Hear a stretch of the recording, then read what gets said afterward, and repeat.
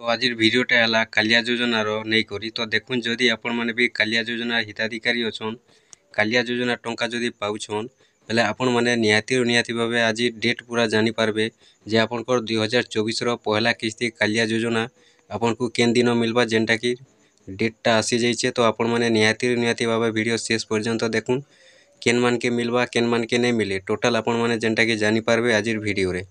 तो देखुन आपण मैंने जेनटा कि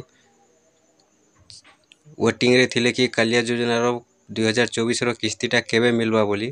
तो देनटा कि देखुन डेटटा आसी जाइए कि आपन को मार्च मासर 11 तारिख दिन आपनकर 2000 टंका कालिया योजनार जेनटा कि खाता के आसी जावा बोली अपडेटटा रोचे।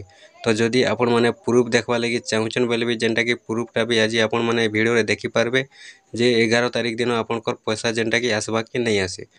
तो जदि आपण माने कालिया योजनार हिताधिकारी अच्छन आगुरी भी जदि आपण माने पैसा पाउछन जदि आपनकर लिस्ट ना अच्छे बोले भी देखुन कि आपनकर बैंक सीडिंग आपनकर आधार सीडिंग निहाती भाव आपण माने चेक करवा के पड़वा जे ठीक अच्छे कि नहीं नो। जदि आपनकर आधार सीडिंगटा ठीक अच्छे बेले आपण माने पाई पारबे आ जेन मानकर आधार सीडिंगटा ठीक नहीं नो बेले से माने जेनटा कि पाई नहीं पारन। तो बहुत रु बहुत जल्दी जेनटा कि मिलवा के जाउछे आपन को कालिया योजनार 11 तारिख दिन आपन को जेनटा कि पैसाटा आसबा। तो निहाती भाव आपनकर खाता रे जदि आपनकर आधार लिंकटा नहीं नो बेले आपण माने जल्दी रु जल्दी जेनटा कि आधार लिंकटा करि दुन आपनकर आधार सीडिंग आपनकर बैंक सीडिंगटा चेक कला परे जदि आपनकर केनसी भी प्रॉब्लम अच्छे बेले आपण माने निहाती भाव सॉल्व करि दुन।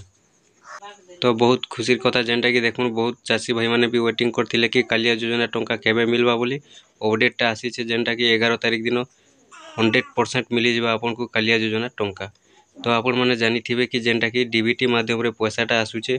तो आपण माने भी आपनकर आधार लिंक बाध्य जेनटा कि आपनकर पासबुक रे रखुन जदि आधार लिंक नहीं रखुचन बेले आपनकर लिस्ट रे ना थिले सुधा देखुन आपनकर जेनटा कि पैसाटा नहीं आसे।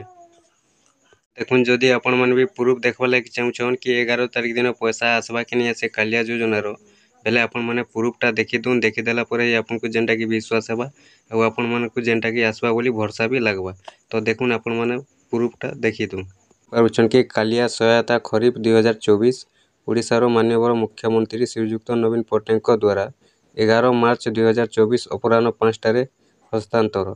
तो आपण माने जेनटा कि कालिया योजनार हिताधिकारी अच्छन बेले निहाती भाव आपनकर जदि आधार लिंक अच्छे आपनकर पासबुक रे KYC जदि ठीक अच्छे बेले आपण माने निहाती भाव 11 तारिख दिन पैसाटा पाई जिवे। तो आपण माने देखुन 11 तारिख दिन केते बेला आबा जेनटा कि 5 टारे। तो 5 टारे जेते बेला आबा आपण मन को पैसाटा केबे मिलवा कि आपन को 12 तारिख 13 तारिख दिन सुधा पैसाटा आसबा।